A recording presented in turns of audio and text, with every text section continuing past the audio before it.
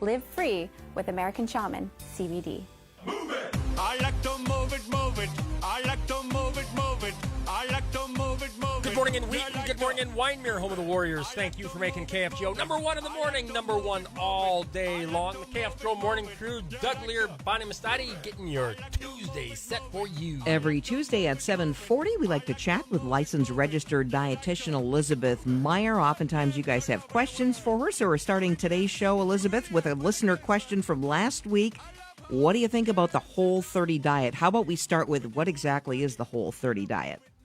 So the Whole30 diet is basically for 30 days, you're eliminating a ton of food.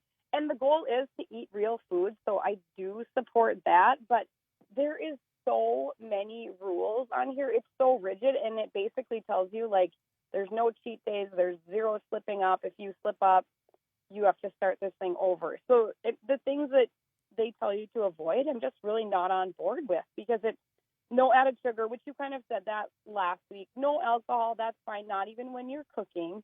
No grains, I struggle with that one. No legumes, they do allow a few. They allow peas and green beans. I do kind of like it says don't weigh yourself or don't do measurements. And I do appreciate that obviously like fruits and vegetables are included on here, but it seems to me like you're setting yourself up to fail to follow this diet. It kind of looks like it might be an elimination diet for people who are dealing with maybe some stomach type issues. I think the texter had talked about colitis, and I heard somebody talking about yeast and other issues. So it's like a short-term thing then, or? Well, it is. And here's the thing. If you're dealing with any of those conditions and you're maybe feeling like you need an elimination diet, that's going to be my plug to talk to your doctor and talk to your dietitian. Don't talk to the internet about it. Talk to a professional, because even if you are doing an elimination diet, there are kind of like rules to follow when you start adding foods back into that diet, so you can see what is triggering you, what's affecting you. So I would never tell anybody.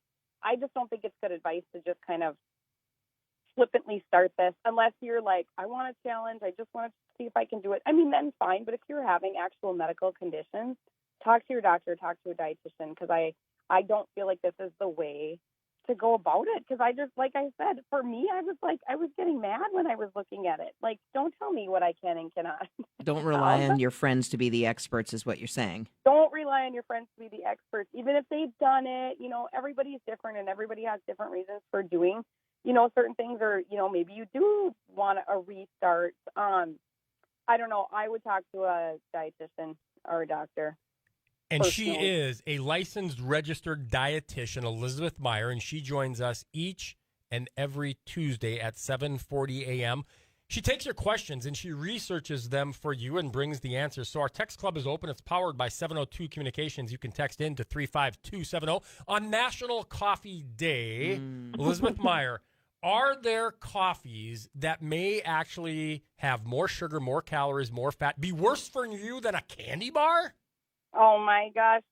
Believe it or not, the answer is yes to that. It's insane. It's insane. So Doug sent me a little link, and so I'm just going to throw everybody's favorite pumpkin spice latte under the bus. Easy for me to do because I don't like pumpkin spice or pumpkin anything. But a grande has 49 grams of sugar. 49 grams of sugar. A Hershey's bar, a regular size one, has 24 grams of sugar. Oh, my. The American Heart Association tells us women, we are basically trying to stay under 25 grams of sugar a day. Men, you get 36 grams a day. I mean, you're way over it just if you're doing this. That's all we're supposed to have of sugar grams in a day? Isn't that crazy? Of added sugar. So look at labels, and a lot of people will be over that by breakfast. And so I sometimes, kind of bend the rules and say, okay, well, if you're eating yogurt, I'm okay with that. That might be contributing to your sugar. It's better than a grande pumpkin spice latte or, chai latte, some of these things. Some people are smart and they order them differently. So getting skim milk or having sugar-free, syrup or flavorings in them, or taking off the whipped cream. So I'm not saying you can't have these. but be mindful of those calories that are in the drinks that we drink. Yeah, that's the thing about these drinks, Elizabeth. We're visiting with licensed registered dietitian Elizabeth Meyer. Some people might just see it on the menu and think, well, that's the way I get it. But you can actually customize them. You can totally customize them. I think it would be, I think I'd go crazy working at Starbucks because I think that they'll do anything absolutely that you ask them to do. And they'll, food there, you can tailor it. You can try to make healthier choices, but you have to educate yourself on how to do that. And I also think that these are treats. It's not necessary for us to be considered healthy to start our day with some kind of latte or whatever.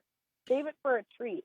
Yeah, I like that way of thinking. And the text coming into the 702 Communications Text Club, just drink regular coffee. And your thoughts on regular coffee, good for us? Yeah, I think that regular coffee is good for us. And I'm one of those people, I drink it for the creamer. And so I'm not getting any points for being healthy for that. I wish I could drink it black because it's just going to give me a little boost for the day. There's no calories in it. People like the flavor of it. I mean, I've tried. I cannot drink it black. So I put creamer in mine.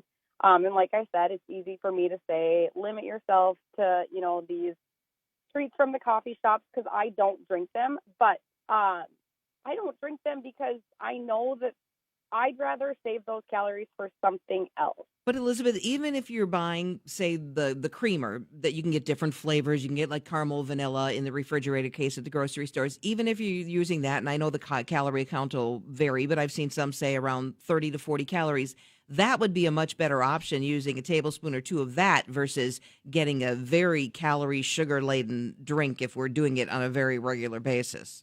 Exactly. A much better idea. So I'm not looking for anybody to be perfect, but just educate yourself and look at the choices. Look at what you're already doing. And if your goal is to lose weight or it's to cut sugar or this or that, look to see what you're already doing. Write it down.